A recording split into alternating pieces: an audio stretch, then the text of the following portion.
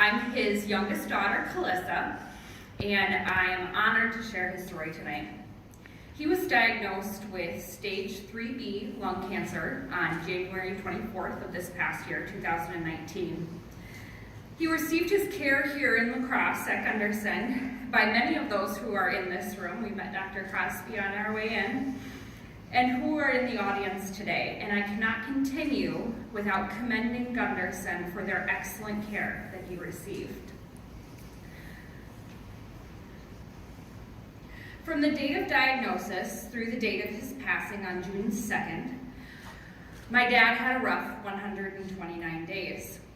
After an unsuccessful attempt to remove a 4-inch tumor from his right lower lobe lung, radiation took away his ability to swallow and replaced it, and as well as chemotherapy. The cancer then spread to his C2, which is the second vertebrae in your neck. He broke his C2 as the cancer ate away the bone, leaving him in a stiff neck collar 24/7. After receiving a feeding tube and completing radiation, after several bouts of hospitalizations, a final PET scan revealed that my dad's cancer had spread to his colon, femur, iliac crest, and just about everywhere else it could go. He passed away 5 days after that PET scan under hospice care at 57 years old on June 2nd, 2019. The last 129 days of Dad's life was ridden with setbacks and disappointments. He felt betrayed by his own body as we watched our hero wither away. Dad did not want to be remembered by his cancer. His life will not be defined by his final 129 days, but by the legacy that he has left. He was a very busy man. He was busy as a farmer. The past 29 years have been spent as a loyal herdsman, caring for around 1,000 head of beef cattle in northeast Iowa. Chores began every morning at 5:30 a.m., rain or shine, in whatever weather the Midwest had to offer that day. We always joked that only 3 things in life are guaranteed. The sun comes up, Dad drinks a pot of coffee, and Dad does chores.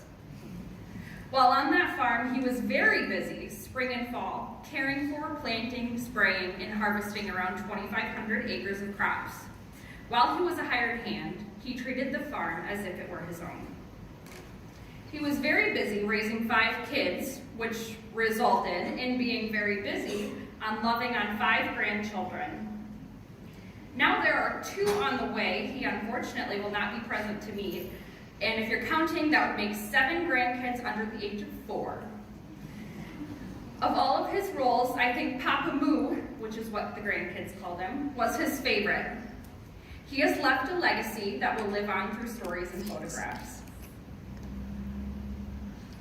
He was a wonderful husband.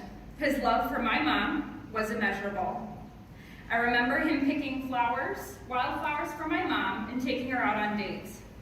He set the golden standard of how a husband should love and treat his wife, making it very difficult for us girls to find a husband who could measure up.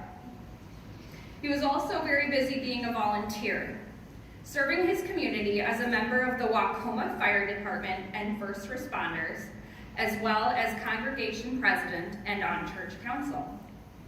As you can see, my dad was a very busy man. He was under the impression that he was too busy caring for his family, his community, and the farm to care for himself. My dad was also a smoker from the age of 13.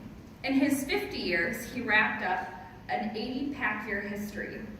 Those in the medical field, we understand that terminology, but for those who aren't medically trained, my dad smoked a lot.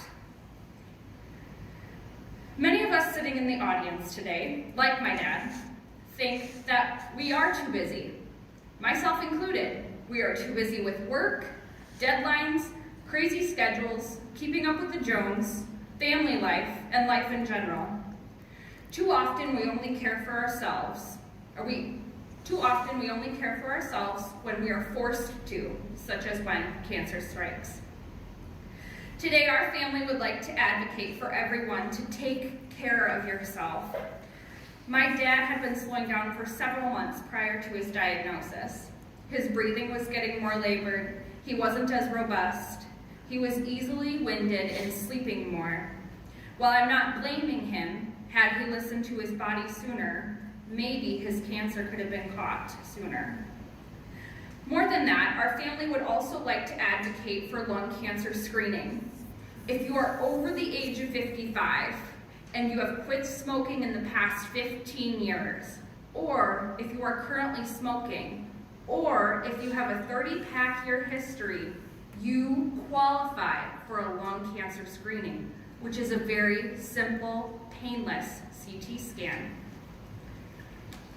It only takes about 30 seconds total. Our family would like this to be as standard as a colonoscopy or a mammogram. Although it is standard for some practitioners, it needs to be universal. I'd like everyone to take a second and think of one person in your life, yourself, a friend, a relative, a coworker, or a patient. Think of someone in your life who qualifies for a lung cancer screening. What if we all left this room tonight and had an honest conversation with that person? A conversation from a place of acceptance. Nagging, shame, and embarrassment is not the way to approach someone about the dangers of lung cancer. My dad tried to quit smoking for so many years. To this day, people still make judgmental and rude comments to our grieving family about how he should have known better and too bad he smoked. Let them know that you accept them as they are, whether or not they choose to continue smoking. Let them know you want them to be here and encourage them to receive this simple, non-invasive CT scan. Until the word spreads, until the education is provided, until screening is universal, it is our job to advocate. Ultimately, my mom advocating for my dad to get this screening is what caught his lung cancer when it did. Encourage your loved ones to talk to their primary care provider about what cancer screenings are appropriate for them.